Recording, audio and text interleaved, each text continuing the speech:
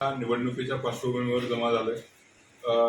दोन निवडणुकांची जवळपास घोषणा झालेली आहे। एक म्हणजे पदवीधर विधानसभा मतदारसंघ जी निवडणूक पुढच्या वर्षी होऊ घातलेली आहे, तिची नोंदणी आता चालू आहे। आणि दुसरी म्हणजे स्थानिक स्वराज्य संस्थेची निवडणूक जी कदाचित पुढच्या महिन्यात निवडणूक होणार आहे। तर राष्ट्रवादी काँग्रेस पार्टी शरदचंद्रजी पवार पक्षाची बैठक या संदर्भात सोमवारी मुंबई येथे झाली आणि त्या बैठकीनंतर विविध भागातून आलेल्या लोकांना शरद पवार साहेबांनी आणि प्रदेशाध्यक्ष शशिकांत शिंदे साहेबांनी विविध सूचना केल्या।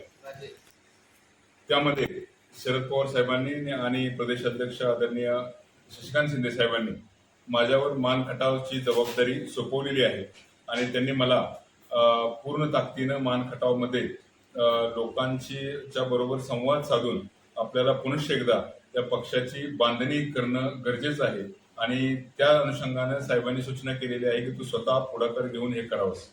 राष्ट्रवादी काँग्रेस शरदचंद्र पवार गटाचे अभय जगताप यांनी निवडणुकीसाठी शड्डू ठोकला। पिंगळी येथे झालेल्या पत्रकार परिषदेत राष्ट्रवादी काँग्रेसचे नेते अभयसिंह जगताप यांनी मान खटाव तालुक्यातील राष्ट्रवादी काँग्रेस शरदचंद्र पवार गटाची जबाबदारी वरिष्ठांनी दिली असून आगामी जिल्हा परिषद व पंचायत समितीच्या निवडणुकांमध्ये शरदचंद्र पवार गट समविचारी पक्षांना बरोबर घेऊन निवडणूक लढवणार आहे। त्याचबरोबर मसवड नगरपालिकेतही आघाडीतील घटक पक्षांना बरोबर घेऊन निवडणूक लढणार असल्याची माहिती जगताप यांनी दिली। मान व खटाव तालुक्यात राष्ट्रवादी काँग्रेस शरदचंद्र पवार गट अजितदादा गटाशी युती करणार नाही अशी ठाम भूमिका घेतल्याचेही ते म्हणाले। तसेच नामदार जयकुमार गोरे ग्रामविकास व पंचायत राज मंत्री असूनही मान तालुक्यातील असलेल्या शाळांमधील कॉम्प्युटर असूनही विद्युत पुरवठा खंडित झाल्याने मुलांच्या शिक्षणात अडचणी येत आहेत। वरकुटे मलवडी येथील आरोग्य केंद्र बाबतीतही त्यांनी तक्रार करत वरकुटे मलवडी केंद्रात कोणीच वैद्यकीय अधिकारी येत नसल्याचे सांगत मंत्र्याच्या तालुक्यात आरोग्य शिक्षणाचा बोजवारा उडाल्याचे सरळ आरोप अभय जगताप यांनी केले। गावोगावी जाऊन राष्ट्रवादी काँग्रेस शरदचंद्र पवार पक्षाची बांधणी करणार असल्याचेही आवश्यकता असल्याचे त्यांनी यावेळी सांगितले। यावेळी त्यांनी पत्रकारांशी संवाद साधताना म्हणाले, आज अल्पशा नोटीसवर आपण मान तालुक्यातले सर्वच पत्रकार बंधू या ठिकाणी उपस्थित राहिला त्याबद्दल प्रथमतः सर्वांचे मी मनपूर्वक आभार व्यक्त करतो। येणाऱ्या दिवाळीसाठी आपणा सर्वांना आणि आपल्या सर्वांच्या कुटुंबियांना मी मनपूर्वक हार्दिक शुभेच्छा व्यक्त करतो। खऱ्या अर्थानं आपण आज या ठिकाणी एका येणाऱ्या निवडणुकीच्या पार्श्वभूमीवर जमा झालोय। दोन निवडणुकांची जवळपास घोषणा झालेली आहे। एक म्हणजे पदवीधर विधानसभा मतदारसंघ जी निवडणूक पुढच्या वर्षी होऊ घातलेली आहे, तिची नोंदणी आता चालू आहे आणि दुसरी म्हणजे स्थानिक स्वराज्य संस्थेची निवडणूक जी कदाचित पुढच्या महिन्यात निवडणूक होणार आहे। तर राष्ट्रवादी काँग्रेस पार्टी शरदचंद्रजी पवार पक्षाची बैठक या संदर्भात सोमवारी मुंबई येथे झाली आणि त्या बैठकीनंतर विविध भागातून आलेल्या लोकांना शरद पवार साहेबांनी आणि प्रदेशाध्यक्ष शशिकांत शिंदे साहेबांनी विविध सूचना केल्या।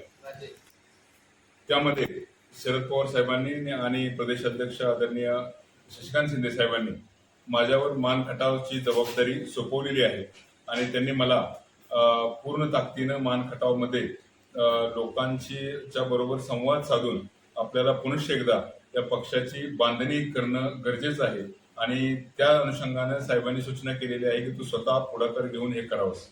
मी त्याला अनुकूलता दर्शवली आणि त्या अनुषंगाने मी मान तालुक्यामध्ये सुरुवात करत आहे। खरं तर गेले वर्षभर मान तालुक्यामध्ये आणि खटाव तालुक्यामध्ये अशी परिस्थिती निर्माण झालेली होती की जणू काही विरोधकच नाही। त्याचं कारण असं की मधल्या फळीतले अनेक नेते जे मागच्या निवडणुकीमध्ये शरदचंद्रजी पवार पक्षाच्या बरोबर होते त्यापैकी अनेक नेते राष्ट्रवादी काँग्रेस पार्टी अजितदादा पवार या पक्षामध्ये त्यांनी प्रवेश केला, काही करणार असतील कदाचित, आणि त्यामुळेच एकंदरीत महाविकास आघाडीला रिप्रेझेंट करणारा किंवा महाविकास आघाडीचा अजेंडा घेऊन जनतेतर्फे रस्त्यावर उतरण्यासाठी अक्षरशः इथं माणूसच नाही परिस्थिती निर्माण झाली होती। परंतु जनतेमध्ये आजही शिवशाहू फुले आंबेडकर यांचा विचार तळागाळामध्ये पोचलेला आहे, जनतेमध्ये रुजलेला विचार आहे। समाज सुधारकांचा विचार घेऊन आणि शरद पवार साहेबांच्या विचारावर चालणारी मोठ्या प्रमाणात जनता या मान आणि खटाव विधानसभा मतदारसंघात आहे। जवळपास 1 लाखाहून अधिक लोकांनी मागच्या वेळी इलेक्शनमध्ये प्रभाकर घारगे साहेबांना मतदान केलं होतं. खूप मोठ्या प्रमाणात जनता आजही शरद पवार साहेबांना मानते, कारण त्यांनी केलेलं शेतकऱ्यांसाठीचं काम असू द्या, त्यांनी केलेलं राष्ट्रनिर्माणचं काम असू द्या, त्यासाठी खूप मोठ्या प्रमाणात जनता त्यांच्या पाठीशी आहे. तर या पक्षाचं आज आम्ही मान खटावमध्ये प्रतिनिधित्व करतोय आणि त्या पक्षातर्फे येणारी स्थानिक स्वराज्य संस्था निवडणूक खूप ताकदीनं लढवण्याचा निर्धार आम्ही केलेला आहे. म्हणजे मी वैयक्तिक राष्ट्रवादी काँग्रेस पार्टी शरद पवार पक्षामध्ये आहे, त्याचबरोबर माझ्याबरोबरच महाविकास आघाडीचे सर्वच घटक पक्ष आणि आम्ही एकत्रित मिळून येणाऱ्या जिल्हा परिषद आणि पंचायत समिती निवडणुकीला सामोरं जाण्याचा आम्ही निर्धार केलेला आहे. त्यामध्ये काँग्रेस आणि शिवसेना, उद्धव बाळासाहेब ठाकरे आणि त्याचबरोबर आम्ही शेतकरी संघटना आणि राष्ट्रीय समाज पक्ष यांच्याशीही चर्चा करून त्यांनाही बरोबर घेण्याचा प्रयत्न करणार आहोत. त्याचबरोबर वंचित आघाडीचे काही घटक नेते असतील आपल्या भागात, त्यांच्याशी आम्ही चर्चा करणार आहोत आणि हे सर्वजण जे भाजपच्या विचारांच्या विरोधात आहेत त्या सर्वांची एकत्रित मोठ बांधून आम्ही येणाऱ्या काळामध्ये जिल्हा परिषद आणि पंचायत समिती निवडणुका लढवण्याचा निर्धार केलेला आहे आणि त्या अनुषंगानं गावोगावी फिरून आम्ही संघटन मजबूत करणार आहे.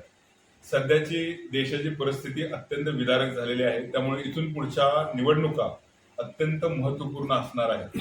कारण तो राहुल गांधी एकाकी लढत आज या देशामध्ये विरोधी पक्ष नेता म्हणून देत आहेत आणि त्यांना मोठ्या प्रमाणात समर्थन जनतेतून मिळत आहे.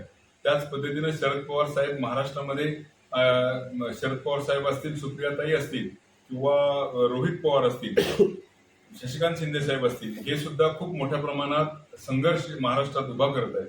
तर या सर्वांचे हात मजबूत करण्यासाठी खूप मोठ्या प्रमाणात जनतेनं आता बाहेर पडणं गरजेचं आहे आणि म्हणूनच स्थानिक स्तरावरून, तालुका स्तरावरून आम्ही जनतेला एक प्रशिक्षित करून, म्हणजे एका बाजूला अत्यंत प्रशिक्षित असलेली RSS जे हिंदुत्ववादी विचार लोकांच्या डोक्यामध्ये टाकून एक पद्धतीनं भाजपच्या प्रचाराचं काम करते, तसंच काम दुसऱ्या बाजूला शाहू फुले आंबेडकर यांचा विचार घेऊन एक शिस्तबद्ध संघटन या मान खटावमध्ये उभं केलं पाहिजे.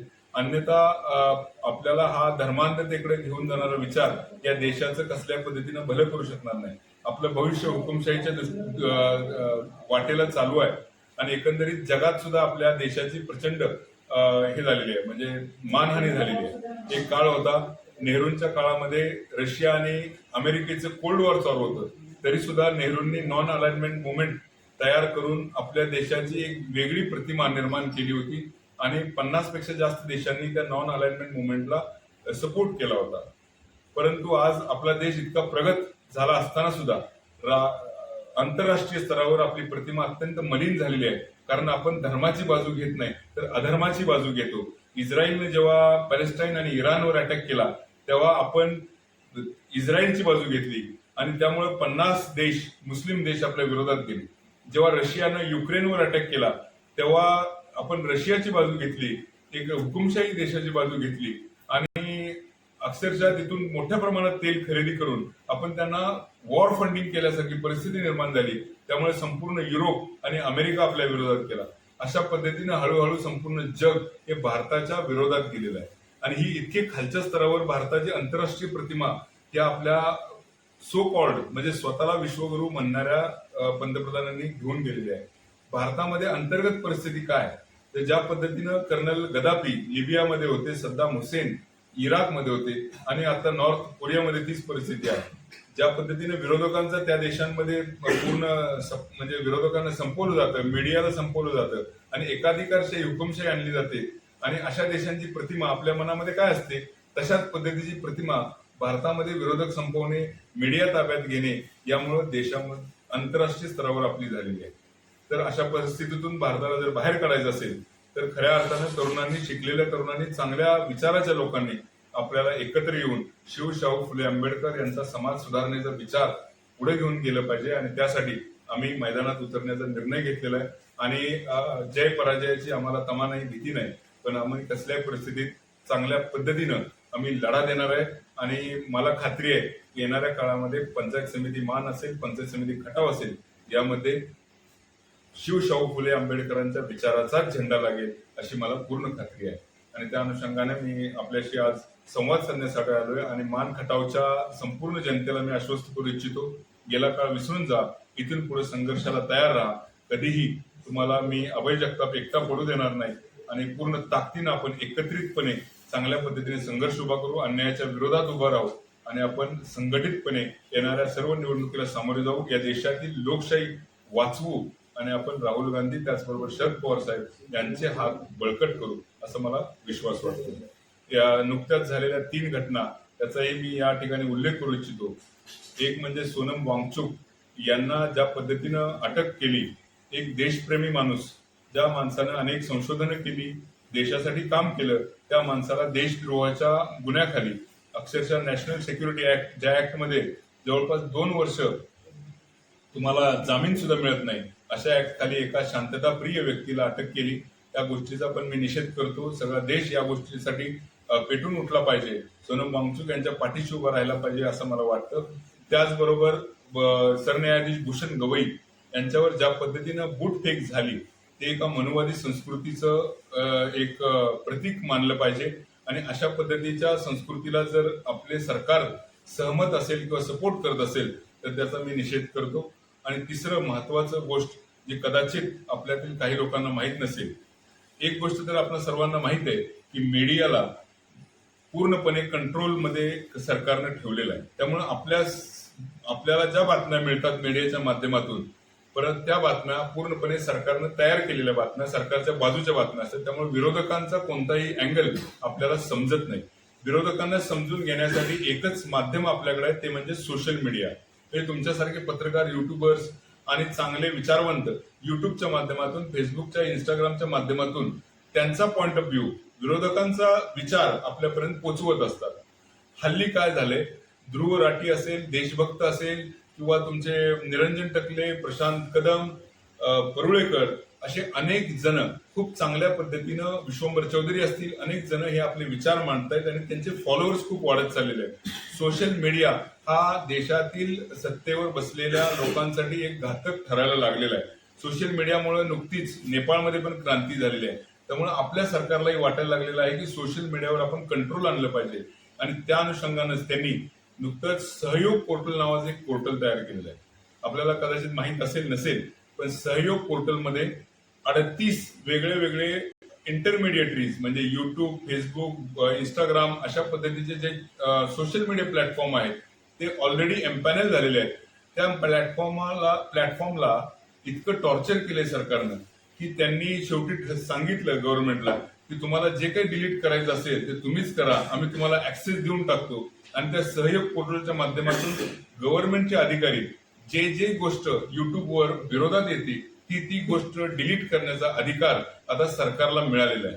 हा माणसांच्या म्हणजे भारतातल्या व्यक्तींच्या freedom of speech and expression या मूलभूत हक्काचं व्हायोलेशन आहे आणि याच्या विरोधात इलॉन मस्क यांनी कर्नाटक हायकोर्टामध्ये केस दाखल केली आणि त्या केसमध्ये सुद्धा हायकोर्टानं सरकारच्या बाजूने निकाल दिला आणि आता ही कदाचित सुप्रीम कोर्टात जाईल. पण आज मितीला तरी सहयोग पोर्टलच्या माध्यमातून सरकारला ही ताकद मिळालेली आहे की कुठलाही युट्यूबवरचं कंटेंट अधिकारी 1 मिनिटात डिलीट करू शकतात.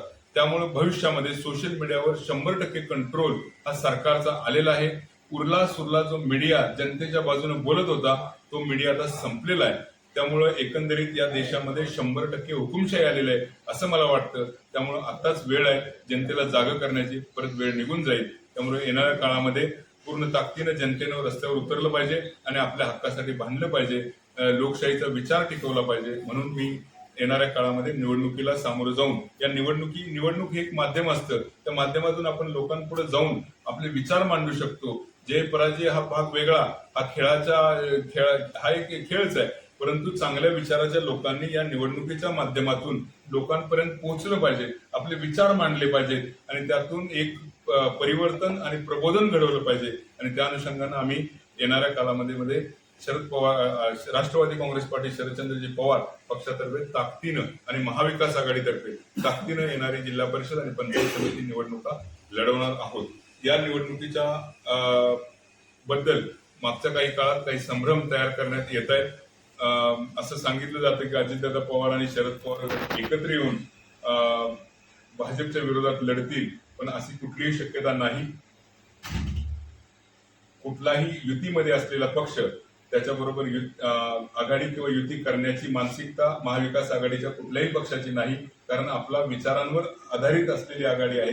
कसल्याही परिस्थितीत अभद्र युती त्या मान खटावमध्ये होऊ नये यासाठी मी प्रयत्नशील आहे आणि 100% शरद पवार गटाचीच माणसं घ्यायची आणि प्रस्थापितांना निवडून द्यायचं याला काही अर्थ राहणार नाही. आपली माणसं शरद पवार साहेबांना मानणारी आहेत आणि त्या माणसांचं मतदान फक्त प्रस्थापित काही नेत्यांना निवडणुकीसाठी वापरायचं असेल तर त्याला अर्थ राहणार नाही. त्यामुळं आम्ही कमी असो जास्त असो आम्ही एकत्रितपणे या निवडणुकीला सामोरे जाऊ असा निर्णय महाविकास आघाडीचा झालेला आहे. तर आता एवढंच बोलून मी माझ्यातर्फे जे बोलायचं ते थांबवतो. तुम्हाला काही प्रश्न असतील तर तुम्ही विचारू शकता.